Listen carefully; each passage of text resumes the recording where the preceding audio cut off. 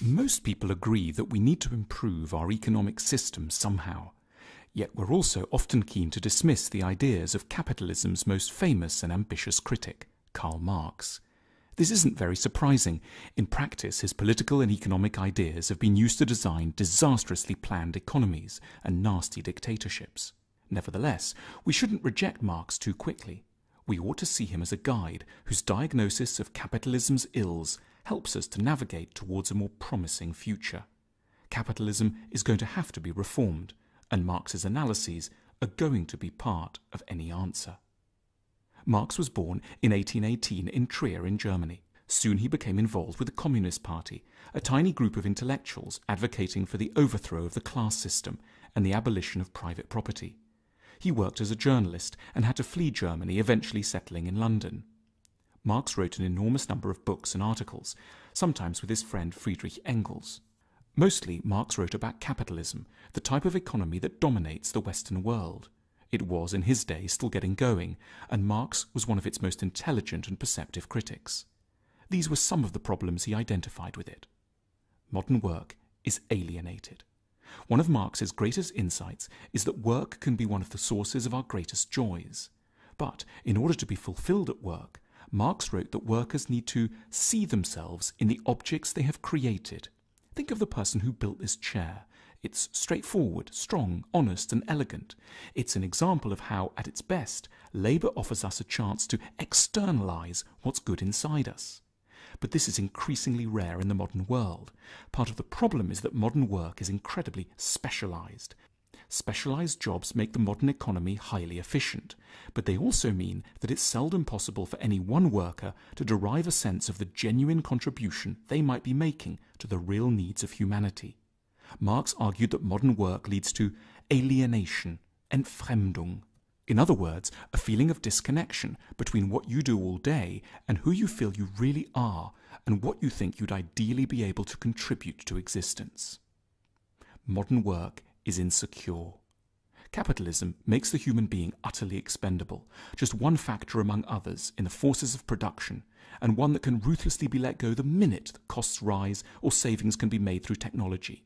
And yet, as Marx knew deep inside each of us, we don't want to be arbitrarily let go. We're terrified of being abandoned. Communism isn't just an economic theory. Understood emotionally, it expresses a deep-seated longing that we always have a place in the world's heart, that we will not be cast out. Workers get paid little, while capitalists get rich. This is perhaps the most obvious qualm that Marx had with capitalism. In particular, he believed that capitalists shrink the wages of the labourers as much as possible in order to skim off a wide profit margin. He called this primitive accumulation, ursprüngliche Akkumulation. Whereas capitalists see profit as a reward for ingenuity and technological talent, Marx was far more damning. Profit is simply theft, and what you're stealing is the talent and hard work of your workforce.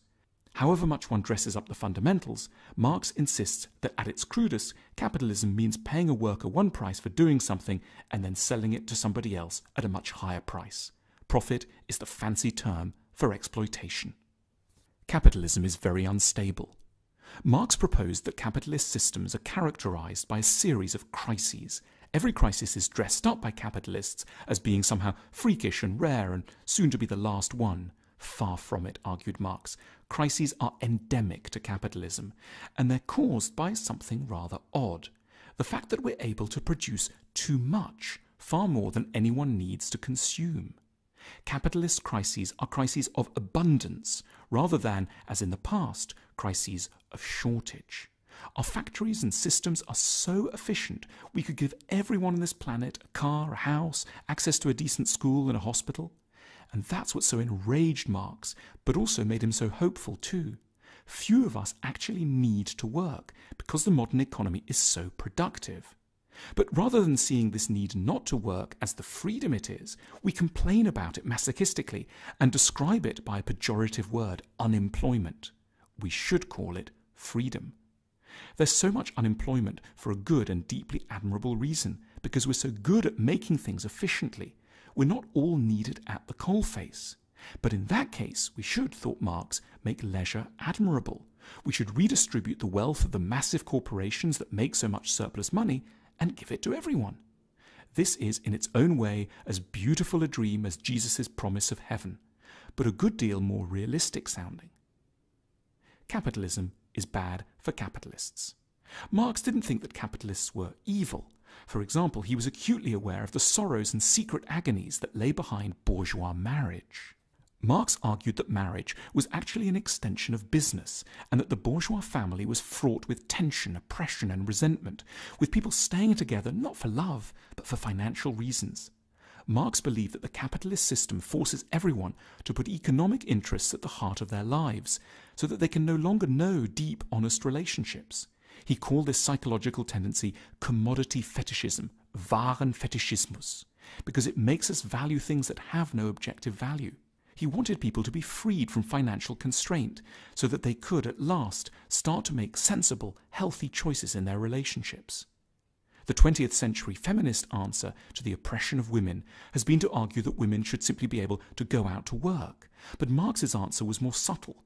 This feminist insistence merely perpetuates human slavery. The point isn't that women should imitate the sufferings of their male colleagues. It's that men and women should have the permanent option to enjoy leisure. Why don't we all think a bit more like Marx? An important aspect of Marx's work is that he proposes that there's an insidious, subtle way in which the economic system colours the sort of ideas that we end up having. The economy generates what Marx termed an ideology. A capitalist society is one where most people, rich and poor, believe all sorts of things that are really just value judgments that relate back to the economic system. For example, that a person who doesn't work is worthless, that leisure beyond a few weeks a year is sinful, that more belongings will make us happier, and that worthwhile things and people will invariably make money. In short, one of the biggest evils of capitalism is not that there are corrupt people at the top. This is true in any human hierarchy. But that capitalist ideas teach all of us to be anxious, competitive, conformist, and politically complacent. Marx didn't only outline what was wrong with capitalism. We also get glimpses of what Marx wanted the ideal utopian future to be like. In his Communist Manifesto, he describes a world without private property or inherited wealth, with a steeply graduated income tax, centralized control of the banking, communication, and transport industries, and free public education. Marx also expected that communist society would allow people to develop lots of different sides of their natures. In communist society, it's possible for me to do one thing today and another tomorrow, to hunt in the morning, fish in the afternoon, rear cattle in the evening, criticize after dinner, just as I have a mind without ever becoming hunter, fisherman, herdsman, or critic. After Marx moved to London, he was supported by his friend and intellectual partner Friedrich Engels, a wealthy man whose father owned a cotton plant in Manchester. Engels covered Marx's debts and made sure his works were published. Capitalism paid for communism. The two men even wrote each other adoring poetry. Marx was not a well-regarded or popular intellectual in his day. Respectable, conventional people of Marx's day would have laughed at the idea that his ideas could remake the world. Yet just a few decades later they did. His writings became the keystone for some of the most important ideological movements of the 20th century. But Marx was like a brilliant doctor in the early days of medicine. He could recognize the nature of the disease, although he had no idea how to go about curing it.